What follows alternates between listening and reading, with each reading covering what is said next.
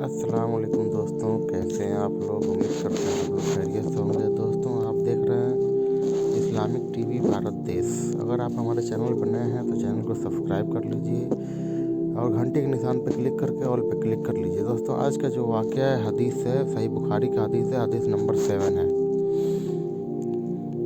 आइए सुनाता हूँ आपको। हदीस नंबर 7 नहीं 3 है ये। हज़रत सल्लल्लाहु अलैहि वसल्लम पर वही का इब्तदाई दौर अच्छे सच्चे पाकीज़ा ख्वाबों से शुरू हुआ। आप ख्वाब में जो कुछ देखते वह सुबह की रोशनी की तरह सही और सच्चा साबित होता। फिर मन जानिब कुदरत आप तन्हाई पसंद हो गए और आप सल्लल्लाहु अलैहि वसल्लम ने गार हिरा में खलवत नशीनी इख्तियार फरमाई और कई दिन और रात वहाँ सिलसिल इबादत और याद इलाही व ज़िक्र व फ़िक्र में मशगूल रहते। जब तक घर आने को दिल न चाहता तो हमराह लिए हुए वहाँ रहते। तोसा ख़त्म होने पर ही अहलिया मोहतरमा हज़रत खदीजा रज़ियल्लाहु अन्हा के पास तशरीफ़ लाते और कुछ तोसा हमराह लेकर फिर वहाँ जाकर खलूत गुज़रे हो जाते। यही तरीक़ा जारी रहा, यहाँ तक कि आप पर हक मनकसफ हो गया और आप गार हिरा में ही क़याम बज़ीर थे कि अचानक हज़रत जिब्रील अलैहिस्सलाम आपके पास हाजिर हुए और कहने लगे कि ए मोहम्मद पढ़ो।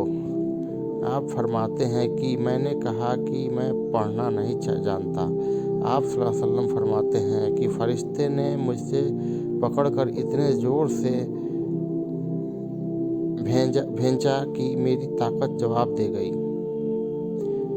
फिर मुझे छोड़कर कहा कि पढ़ो। मैंने फिर वही जवाब दिया कि मैं पढ़ा हुआ नहीं हूँ। उस फरिश्ते ने मुझको नहायत ही ज़ोर से भेंचा कि मुझको सख्त तकलीफ़ महसूस हुई। फिर उसने कहा कि पढ़। मैंने कहा कि मैं पढ़ा हुआ नहीं हूँ। फरिश्ते ने तीसरी बार मुझको पकड़ा और तीसरी मर्तबा फिर मुझको भेंचा।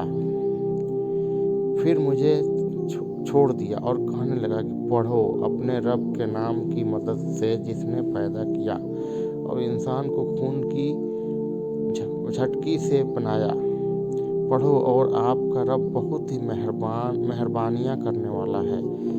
बस यही आयतें आप हज़रत जिब्रील अलैहिस्सलाम से सुनकर इस हाल में गार हिरा से वापस हुए कि आपका दिल उस अनोखे वाक़या से काँप रहा था।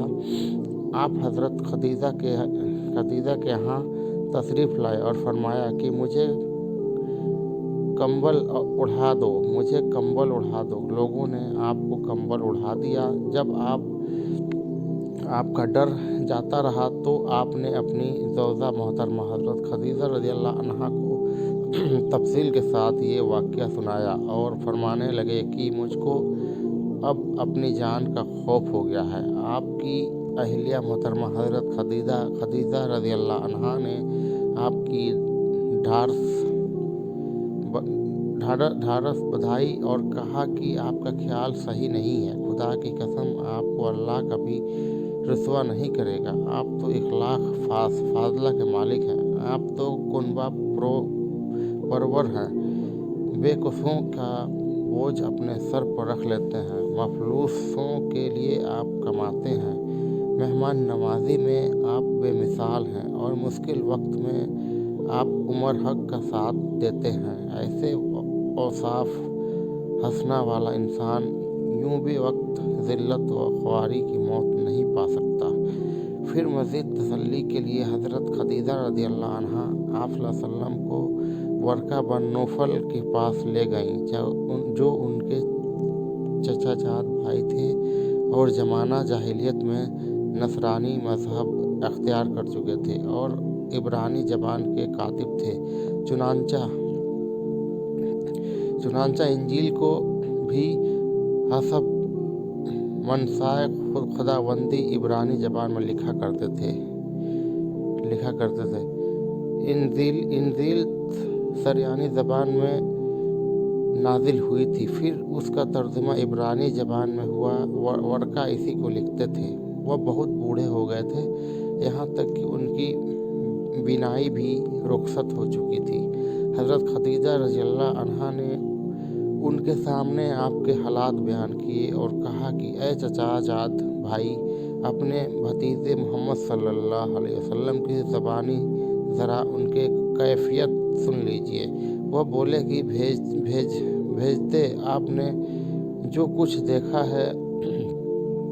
देखा है उसके तफसील सुनाओ। चुनांचे आप सल्लल्लाहु अलैहि वसल्लम ने अज़वज़ल ता आखिर पूरा वाक़या सुनाया जाए, जिसे सुनकर वर्का बेख्तियार होकर बोल उठे कि ये तो वही नामोस मगज़ज़ राज़दान फरिश्ता है जिसे अल्लाह ने हज़रत मूसा अलैहिस्सलाम पर वही देकर भेजा था। काश मैं आपके इस अहद नबूवत के शुरू होने पर जवान उम्र होता। काश मैं इस वक्त तक ज़िंदा रहता जबकि आपकी कौम आपको उस शहर से निकाल देगी।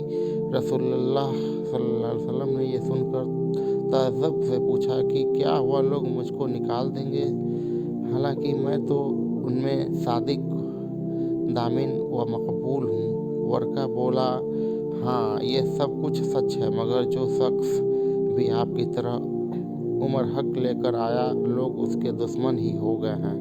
अगर मुझे आपके नबूवत का वह ज़माना मिल जाए तो मैं आपकी पूरी मदद करूँगा। मगर वर्का कुछ दिनों के बाद इंतकाल कर गया।